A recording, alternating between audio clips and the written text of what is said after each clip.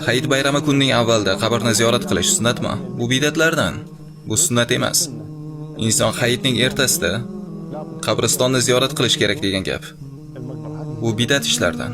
Lekin umuman olganda qabrni ziyorat qilish sunnat amallardan. Lekin bu uchun muayyan bayram kunini xoslab olish mumkin emas. Bayramdan bir kun oldin yoki bayramdan keyin bor. Deylik bayram kuni borsang ham aynan shu kuni borish kerak deb xoslab olma. Xuddiki buni dinning bir juzdek qilib. Bu esa mumkin emas.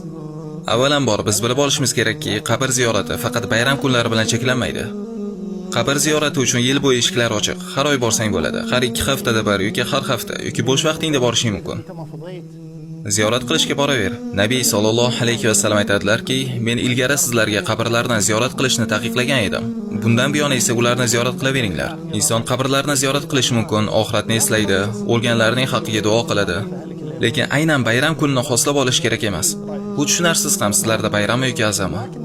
Lekin sen boshqa kunlar ham borsang-ku, lekin aynan bayram kuni borish kerak deb hisoblasang, bu bidatdir.